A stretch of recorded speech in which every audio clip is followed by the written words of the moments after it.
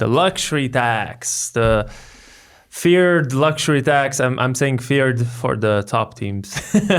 Do you think the luxury tax in the EuroLeague is gonna just change the whole landscape of how players are signed and how rosters are built? Because it can just be a case of let's just pay the players less than.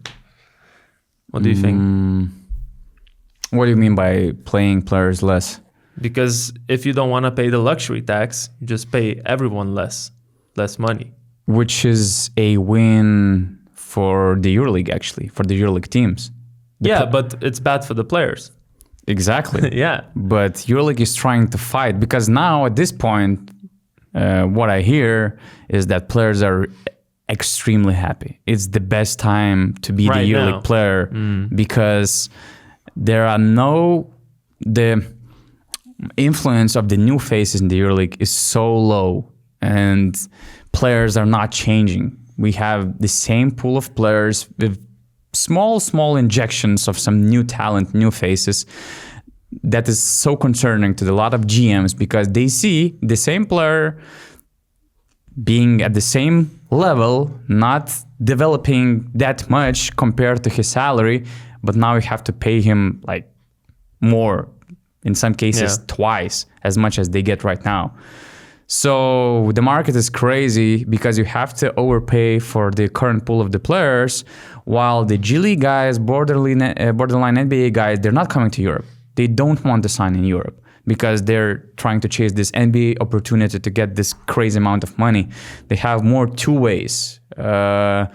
The salaries for the G League players are increasing. NBA minimums, everything is getting better over there. So that's why a lot of guys from America, they're not looking at this EuroLeague opportunity at all. But that's all and well right now. From next season, 2025-26, we got this luxury tax system coming in. The first level of the luxury tax, yes. Right? Because there's going to be another one in 27, 28, something like that, right? Yeah, in a few years, it's going to be 2 levels of the luxury tax. So the first level, I think is best for us to try to understand it through the lens of comparing it to the NBA. Okay. Since you went into the research, you did a whole article on this whole thing. How similar would you say it is, or are you not familiar with the NBA one so much? But what's the base idea? It's we're still talking about like a cap, like a NBA has like a soft cap, and then they have a hard cap, and they have a line where you basically from where you start paying luxury tax.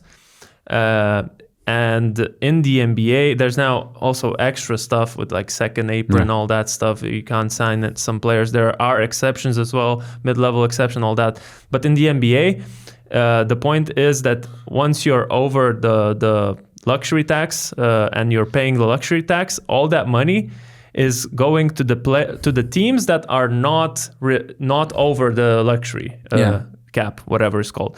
And then that money is also going to the league, 50-50 split. Yeah. The EuroLeague, as I understand, is going to do something very similar. They're just going to... The only similarity that I see is the luxury tax concept in a way that if you overspend, you have to distribute that money for the others who don't. But the problem is that there's no such a thing like cap or like, I mean, that's the main problem. It still remains Wild West. In the NBA, there's a clear structure of contracts. Maximum you can pay, others can match, and basically you have to compete based on your roster, title contention, your project, the quality of your organization, some personal preferences like markets and stuff. In Europe, it still leaves you huge space basically just to offer more money, and that's it. So it doesn't change that much in that case. The top spenders still will have a clear advantage. The only thing is that there will be, let's say, extra price tag for those big signings or for your big payroll. Now you will have to pay some sort of a tax to the others. Yeah, I see what you mean. So of course, it will deter them from going crazy. Yeah, to be a little smarter. Yeah. Like, I'm not sure if Olympiacos is doing Saban Lee move, at the end of the season, because now not only the salary of Sabin Lee, but also the buyout goes into the cap, into this luxury cap. So it's a very costly move for Olympiacos. At the same time, it's still, we're so far from the NBA financial project that we still live in a league of rich owners. And if they feel that way, they're gonna, pay one more million just to increase his chances to see his team winning the EuroLeague. Right. So, okay, let's look at the situation right now then. So there's a base, what is it called? Base rate? No, something like base level salary or something like that. That they have done at 8 million. Is that correct? Let's say base salary level. There we go. 8 million. Yeah. So basically, if you go over, you have to pay. And from the teams that are over at the moment, so we got Panathinaikos, right? Olympiacos, Fenerbahce, Anadolu, and then Varsa and Milan, who are over by very, very little money, by 100,000, I think. We made this article with Edvinas. We tried to, let's say, play the luxury tax for this current season. Yeah. And of course, you have to know each contract specifically to make a perfect picture of the luxury tax situation and how it applies to the teams. But let's say we made this game, tried to check who goes over and who not. And we weren't surprised to see that Panathinaikos, Olympiacos, they go a lot over the threshold. But I was surprised to calculate Madrid's case, for instance, because they're just slightly above this level that you can pass. And how it turned out, the main thing that can help rich clubs to stay to stay close to this level, BRL, that we call, is continuity. Young players and basically being smart, because there are mid-level exceptions that they have in the NBA. So your contract has to be specifically from one range to another. Let's say from 580 to 640. Let's say. So you have to be smart. And when I checked Madrid's roster, you have a lot of players who play more than 3 years in a team, which reduces the money that goes into the cap by 25%. And it's huge with those anchor players. There are two anchor players in each team that doesn't go into this first level. Of course, they are included in the second level, but let's say for the upcoming 3 years, it's a different topic. So Eddie Tavares is getting 3 million euros in a contract is one thing, but when you have this 25% reduction, it's like 2.3. It's a huge difference. Right. Usman Garuba is under 23 player, which is crazy. Wow. And he's a wealthy player, he's a costly player, but he's excluded from this payroll. They always have guys like Hugo Gonzalez and Jai. I mean, a lot of young players who give a contribution. Because they're one of the few teams in the EuroLeague that have a proper youth system in the first place. Exactly. Luka Doncic came from there. So it helps them so much, and it kind of gives you a footprint for others how to make it happen. And to see Panathinaikos to be on the top of the list of potential luxury tax payers is not surprising, because they had a complete rebuild, a lot of new players, huge contracts. So it will take 1 and 2 seasons to get most of those players over 3 years in one team. So that will help, of course. Not sure about the young players. Ataman never trusts young players, so you cannot expect that. But for sure, their numbers will drop a little bit. Oh, yeah. And I like the fact that we're going to see some continuity. I think it's encouraged. Teams. Yeah. It's encouraged by this. And when that is actually, let's say a few years in, we're into this new system, I feel like there might be teams that are not, like most teams won't be paying. If it's only 8 million, they'll find a way to get around it. If you, like you said, you get some under 23 players, you get some anchor players, you get some players who are in those mid-level range, and then also the continuity one, whatever it's called. And right now, I looked at how many teams. So 6 teams are over, let's say, that would be paying, and 12 isn't. So 12 teams would split the 8.7 million that would collect through the first 6 teams that are paying, and that is about 725,000 for each team. Is that a game-changing amount?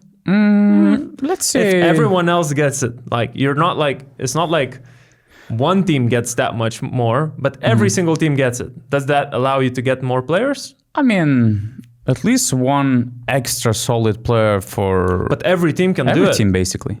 But that's what every team can do. They're competing for the same good players. Yeah. That's the question whether that will actually be effective. But still, at least it helps to increase that ground level of teams, mid-level budget teams that we have in the EuroLeague. So that's nice from smaller teams' perspective to help them with this competitive advantage that the rich clubs has. But the problem is that looking long term, it remains the question how impactful this luxury tax will be. Well, I got what ChatGPT told me about this. So EuroLeague, how is it going to impact? It will encourage smarter spending, like Real Madrid's model, according to ChatGPT. Could level the playing field a bit, like we said, by giving some of this. 100 for Alba Berlin is a huge money. Yeah, from the super rich teams. Even for Žalgiris. I mean, we're talking about Alan Smailagic type of player. That's huge. Yeah. But Baskonia, Chima Moneke. Like I said, if you increase the budget of every team by the same amount, nothing really changes. We're spending for same players, basically. Yeah. Okay. And then the other thing that I saw, danger symbol is might reduce player salaries. That's where I started, because the teams are going to try to work around to avoid the penalties. So maybe offer less. I want to see, number one thing I want to see in European basketball is open public salaries of each player, and no more games with the agents, and no more secrecy between teams. Just what is it called? Transparency. I just want to see transparency. Another thing is that the ChatGPT notes is big clubs could still outspend others if you just are willing to pay some 3 million tax, for example. You still, like you said, there's no big cap. Like, say, there's no actual thing where you have a limit how much you can pay a player. Yeah. So they can just pay them. They can pay the tax as well as pay the player. So exactly. Yeah, that's the luxury tax. Of course, it's a very complicated topic. We spend a lot of time with Edvinas doing this article, playing this luxury tax game, and there are a lot of exceptions, a lot of rule, and that's why I think that a lot of every EuroLeague team now will have to hire, let's say, tax guy, a cap guy, like they do have in the NBA.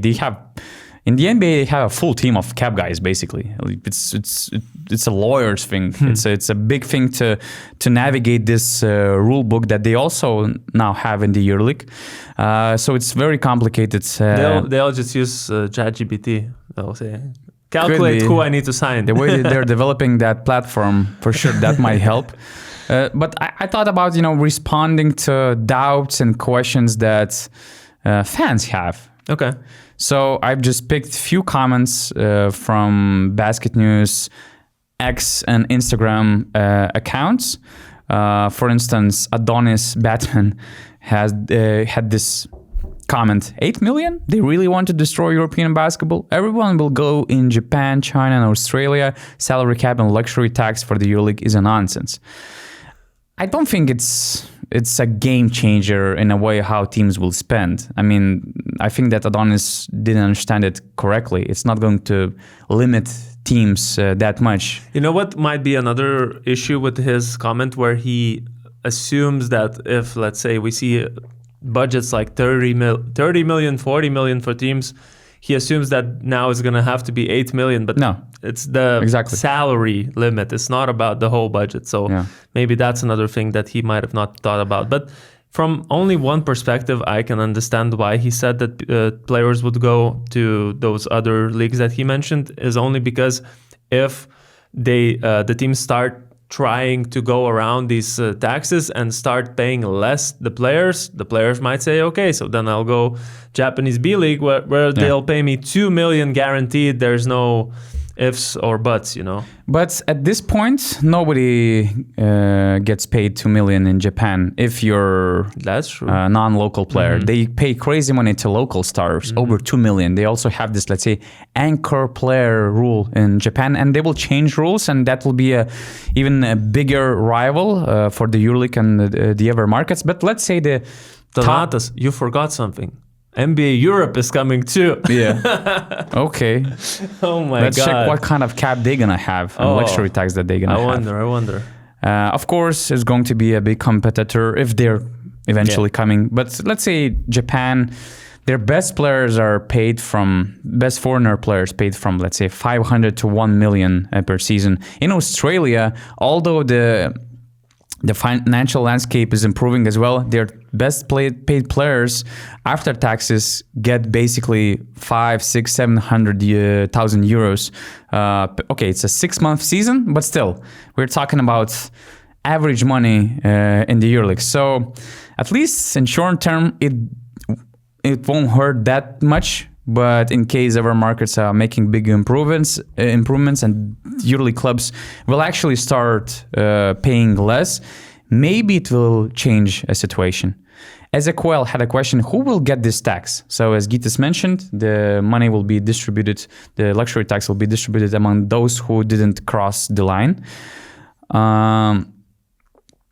Yeah.